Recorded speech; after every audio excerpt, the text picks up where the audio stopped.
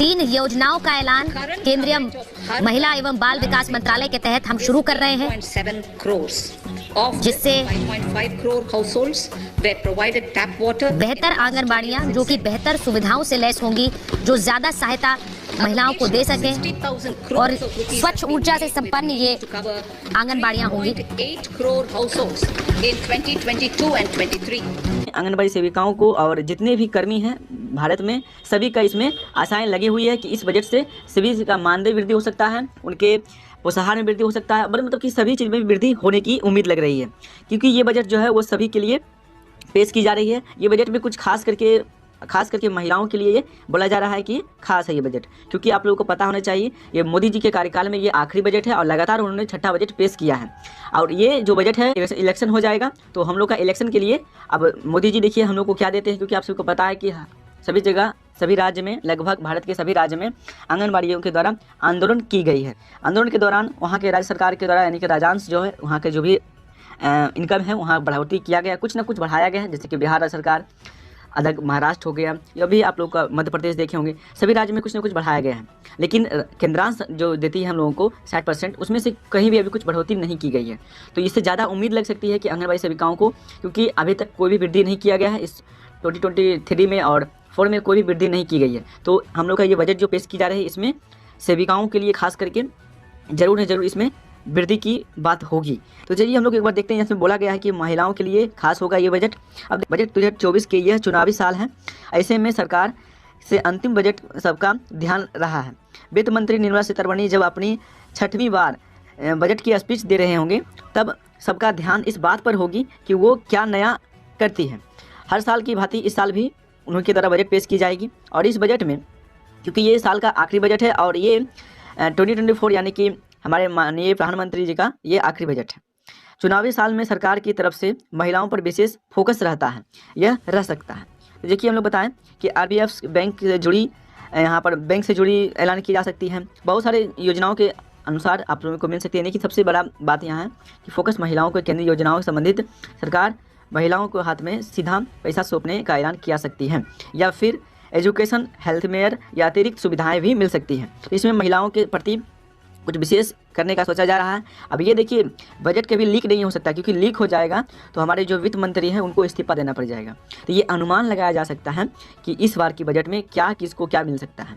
इसी के और भी जानकारी की आप लोगों को बताने के लिए चलिए हम लोग कुछ चलते हैं जानकारी की ओर, हम लोग देखते हैं और सीखते हैं। बता दें, देखिए कार्यालय मुख्य चुनाव अधिकारी दिल्ली से, यानी कि कार्यालय चुनावी माहौल का जो भी मतलब कि प्रक्रियाएं हैं इलेक्शन से, दिल्ली से लेटर जारी कर दिया गया है। 19/1/2024 को लेटर जारी किया गया है। इसमें देखिए बता दिया गया है कि अब इलेक्शन का जो नज़दीक 16 फरवरी से पूरे भारत में आचार संहिता लागू हो जाएगी, क्योंकि अब चुनावी माहौल प्रवेश होने वाला है।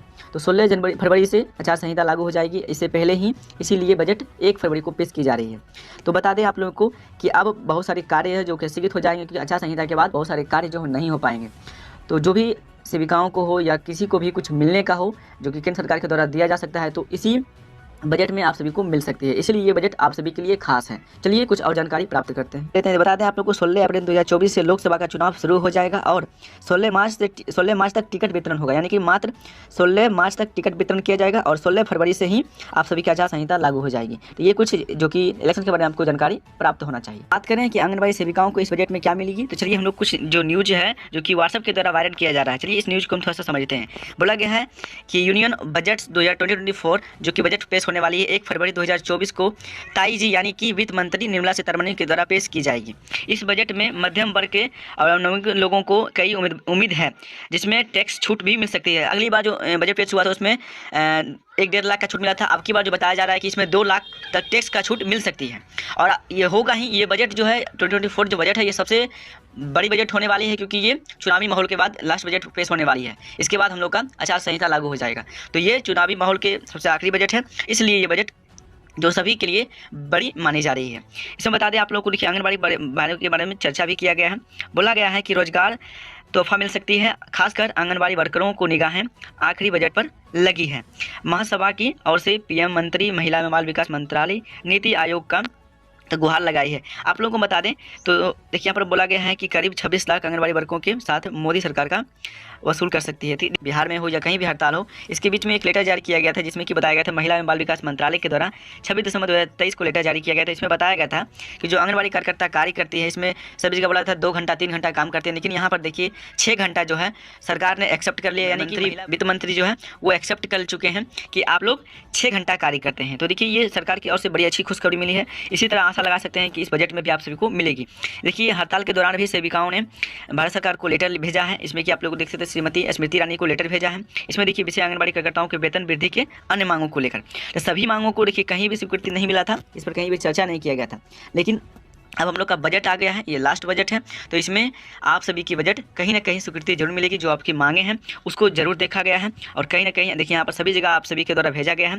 ये देखिए महिला सीतारमण यानी कि स्मृति ईरानी को भेजा गया है जो कि बाल विकास मंत्रालय के से हैं, तो उनको भेजा गया है, तो उनसे भी ये गुहार लगाया जा सकता है।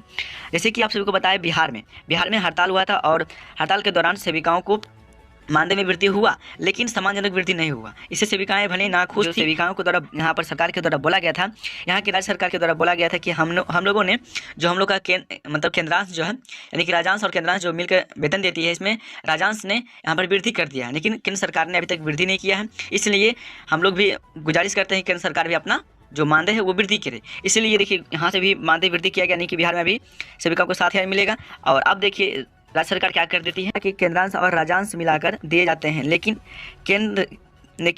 केंद्र का जो 38% राशि है वो 38% ही रह गई है, लेकिन राजांश का बढ़ चुका है। यहाँ पर देखिए बोला जा रहा है केंद्र सरकार अभी तक यहाँ पर वृद्धि नहीं किया है, तो यहाँ पर भी गुहार लगाया जा रहा था कि केंद्र सरकार के द्वारा वृद्धि किया जाए। तो इसी सभी को लेकर हम लोग बता दें आप सभी को। देखिए मध्य प्रदेश में भी आंगनबाड़ी कार्यकर्ताओं को मानदेय में वृद्धि हुआ है, यहाँ पर भी देखिए वृद्धि कर दिया गया। यहाँ पर राज्य सरकार वृद्धि किए हैं, तो अब केंद्र सरकार भी वृद्धि करेंगे। केंद्र सरकार जब वृद्धि करेंगे तो पूरे भारत में लागू होगा और सभी सेविकाओं बहनों को मिलेगा। इसलिए इस बार की बजट जो है वो खास बजट बोली जा रही है, खास करके महिलाओं के लिए। तो इस बार की बजट जो है वो आप सभी को क्या लगता है कि क्या इसमें आपको मिलेगा, क्या आंगनबाड़ी कार्यकर्ताओं को कितना मिलना चाहिए या क्या होना चाहिए, सारी कमेंट आप सब अपना दें। खास करके आपको 2 जो मांग हैं आपके, एक पहली मांग जो है आपको मानदेय में वृद्धि किया जाए, सम्मानजनक वृद्धि किया जाए, और दूसरी जो है वो ग्रेच्युटी है। तो ग्रेच्युटी है वो भी आप सभी को जा रहा है कि इस बजट में आपकी जो दोनों मांग है इसकी स्वीकृति मिल सकती है। तो बड़ी